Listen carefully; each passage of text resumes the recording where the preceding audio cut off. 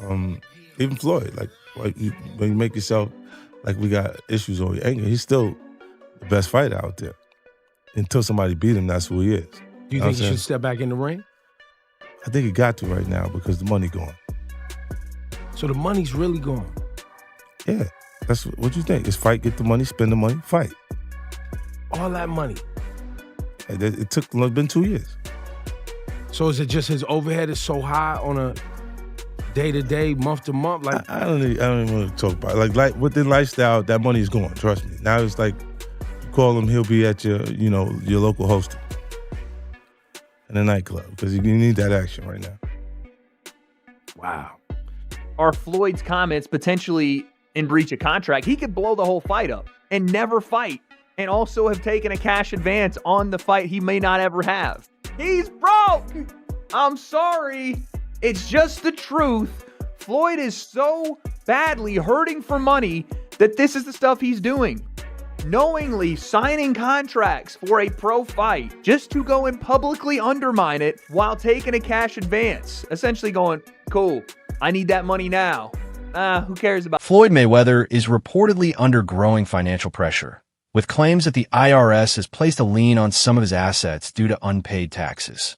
The alleged amount is around $7.3 million, covering tax issues said to be from 2018 and 2023. Mayweather is being targeted by the IRS over unpaid taxes, with some of his properties and assets being held on lien until the full balance is paid off, and if not, said assets will be fully taken away. This report comes from Business Insider but is also now being reported by Ring Magazine, in which they reveal that the IRS has filed a lien versus Mayweather in Las Vegas, currently putting a hold on Mayweather's Vegas property due to unpaid taxes stemming from 2018 and 2023 that have now ballooned to $7.3 million. Reports suggest this is not being treated as a minor issue, but as a serious tax matter.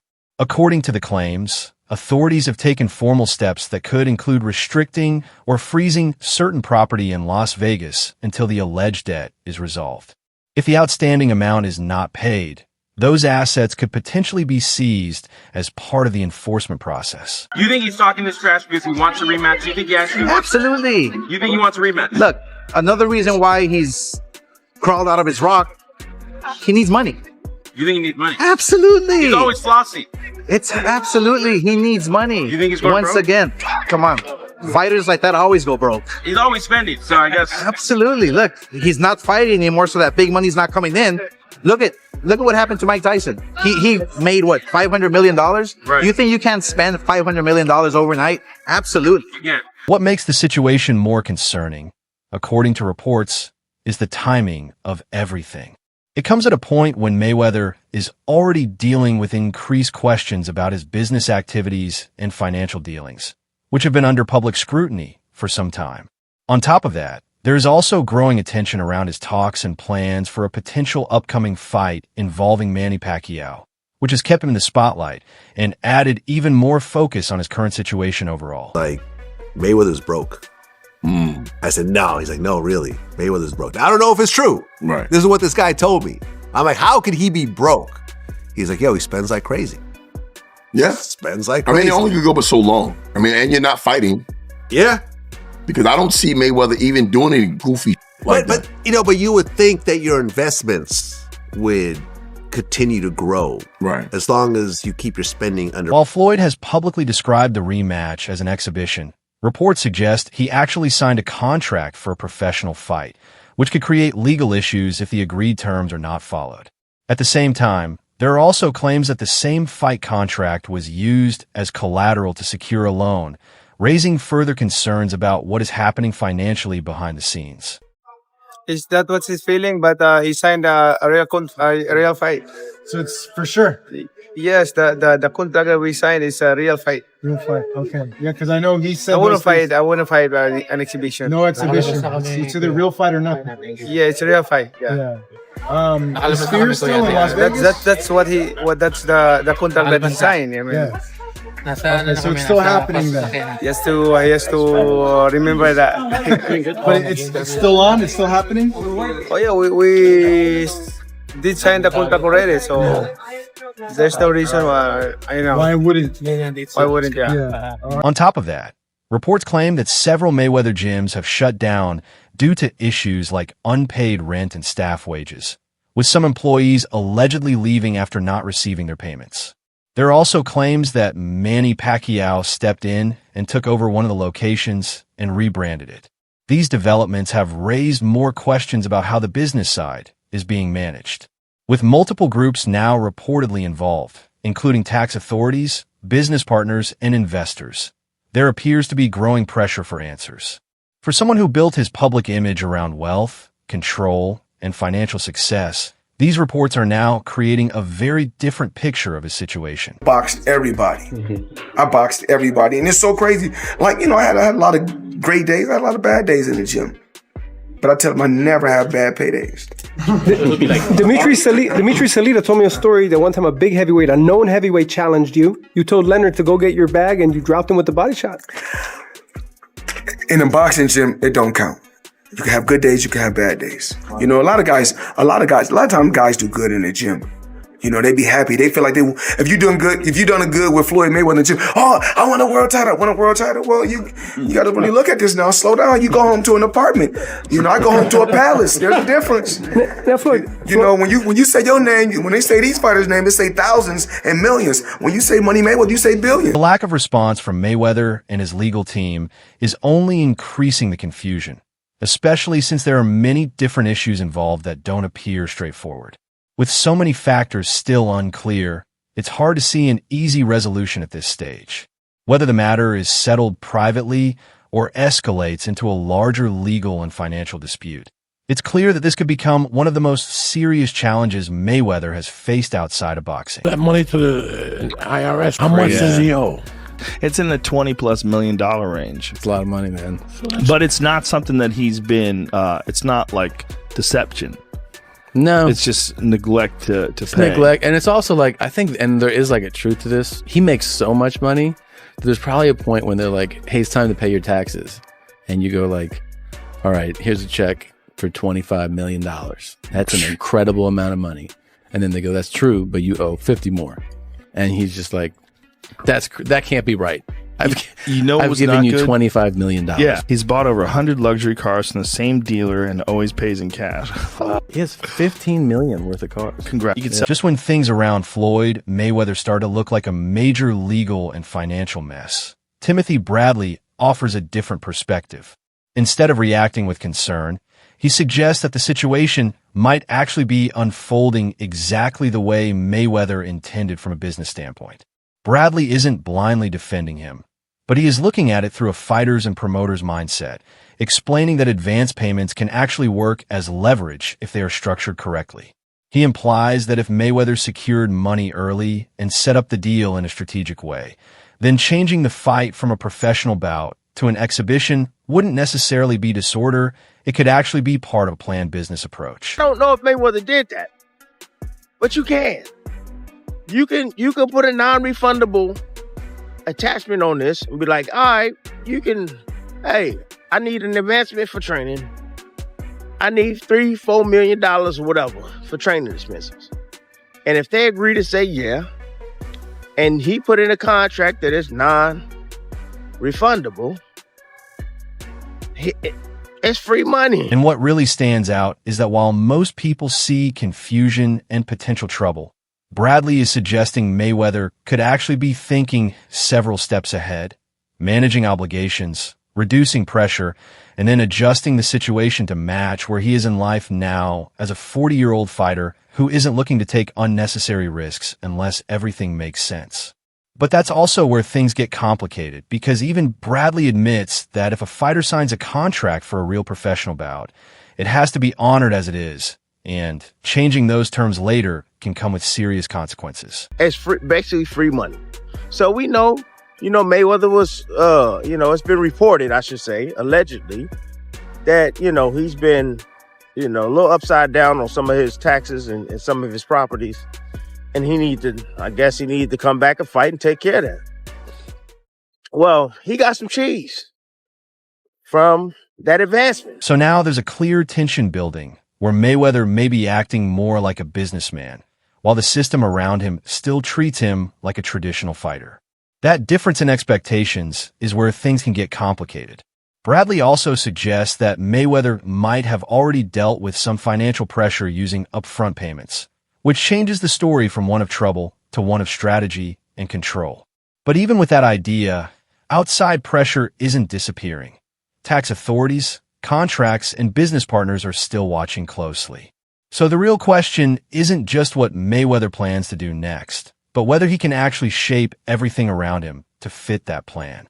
And knowing his history of business moves and negotiations, many wouldn't completely rule it out. I just know that money he received, I'm pretty out, man. Damn it, I don't know for sure, but damn it, I'm probably about. I know I'm 85, 90%. I'm telling you, because he wouldn't. I don't think he'll be doing this. You know, this is business. So he's just saying, I understand it was a real fight, but now I want to change it. I want to change it now. I got my advancement. Now I want to change it. And right when Bradley is breaking everything down from a business angle, Shane Mosley comes in with a completely different perspective. He doesn't focus on contracts or money talk. Instead, he talks about the actual fight and how both fighters might look inside the ring. What makes his opinion stand out is that he has shared the ring with both Floyd Mayweather and Manny Pacquiao, so he speaks from real experience. Mosley doesn't make bold predictions. He's more careful, almost cautious, as if he understands how unpredictable this matchup can be. He suggests that Mayweather may not be as sharp physically as before, possibly a bit slower and easier to hit.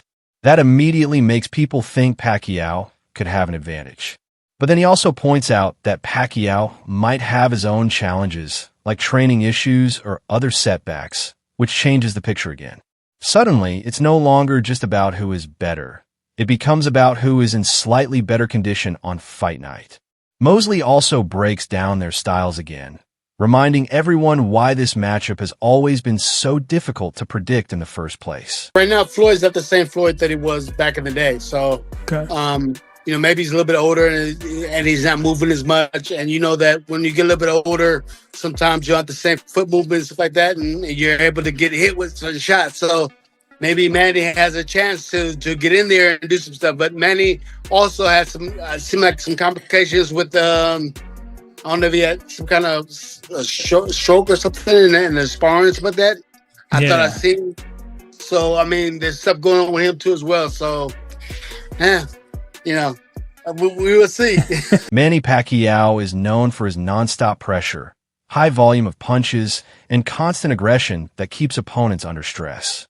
Floyd Mayweather, on the other hand, fights in a very different way, reading situations, making adjustments during the fight, and solving problems with timing and defense almost like a chess match.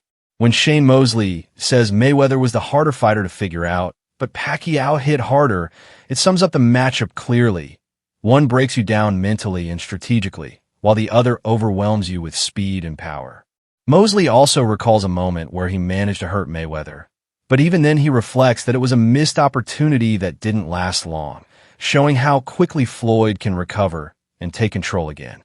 That highlights a key truth about him. If you get a chance against Mayweather and don't finish it, the opportunity is gone. Applying that to a possible rematch today changes the entire perspective. Both fighters are older now, with slower reactions and less room for mistakes, which makes the fight feel less like unfinished business and more like a completely new matchup under different conditions. In the end, it's less about who they used to be and more about what they are capable of now. The harder puncher was Manny Pacquiao, but the most difficult was Mayweather. Okay. As far as, you know, his IQ. He had a better IQ, but Manny had a harder working, you know, repetition where he'll come at you. He's working hard, he's trying to get you. Whereas Mayweather is more technical and will sit there and pick you apart. And just as Mosley breaks everything down from a technical standpoint, Manny Pacquiao responds with the calmest and most controlled approach possible. There's no drama, no hype, just a quiet confidence that somehow feels even stronger. He starts by speaking about humility, discipline, and faith, setting a respectful tone that feels reflective at first. But then he shifts directly to the core issue, saying the agreement was for a real fight and that he has already received his advance, so the terms should speak for themselves. What stands out is how simple his message is. No insults, no emotional buildup, just straightforward facts repeated with confidence. While others are debating what the fight could become, Pacquiao treats it as already decided, making it clear that turning it into an exhibition would feel like a step away from what was originally agreed. If you ask me, as a boxer, I don't need somebody to push me to work hard, work more, but I did. I always put that in my mind when I'm in training. I have to do extra mile to get that condition. He then reinforces the same message with complete calm and consistency. No excuses, no confusion, just a direct and steady stance.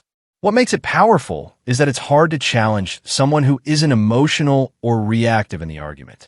At the same time, he talks about his training camp, pushing himself with long, intense sessions each day and preparing as if it's a real battle, not an exhibition or promotional event. That contrast speaks loudly without him needing to raise his voice. On one side, there's talk of negotiations, adjustments, and possible changes to the plan. On the other side, there's a fighter who is fully locked in, training for a real fight without hesitation. That's where the focus shifts away from contracts and money and toward commitment. And in Manny's case, he makes it clear that he is already fully committed to the fight exactly as it was originally agreed.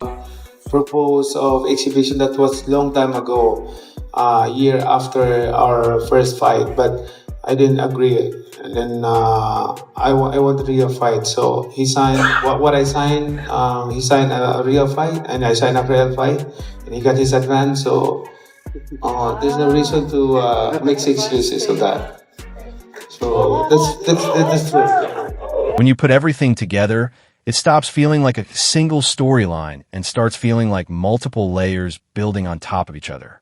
On one side, there's financial pressure, tax concerns, contracts, and business issues all creating questions about what's really happening behind the scenes.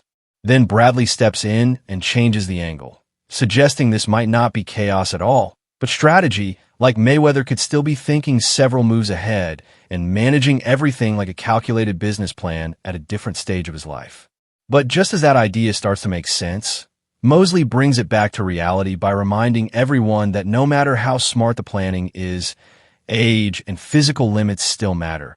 And Mayweather today isn't the same fighter who once felt untouchable. Then Manny Pacquiao enters the picture with a calm, steady tone, not trying to shape opinions or debate anything, just stating facts about what was agreed. At that point, the situation shifts again because it's no longer about arguments or perspectives. It becomes about who is actually sticking to the agreement that was made in the first place. Well, we all look forward to that fight. I mean, he signed a real fight, and he got his advance. So then now makes excuses, no. That's where everything starts to come together and clash at the same time. Business versus obligation, strategy versus expectation, and legacy versus reality. Mayweather may be trying to control the situation the way he always has, adjusting terms, protecting his position, and making sure every move works in his favor. But this time, there are too many factors involved and too many eyes watching every decision. It's no longer just about a fight. It's become something with serious legal, financial, and public consequences. While Mayweather has built his career on staying ahead of every situation, this moment feels different because the pressure is coming from all directions at once, not just from an opponent. So the real question is no longer just whether the fight will happen, but what version of Mayweather is actually being seen right now. Still the calculated strategist in full control, or someone starting to feel the weight of a situation that is harder to manage. On the other side, Manny Pacquiao remains calm, focused, and consistent, not shifting his stance at all, which only makes the contrast stronger. One side adjusting, the other staying firm. But I'm doing exhibitions, and I'm making 20, 25 million, 100 million for exhibitions. So why would I come back and fight and get a guaranteed 35 million when I'm doing exhibitions and getting 100 million? Drop your thoughts in the comments. We want to hear what you think about all of this. And don't forget to like, share, and subscribe to Boxing Field for more updates. See you in the next video.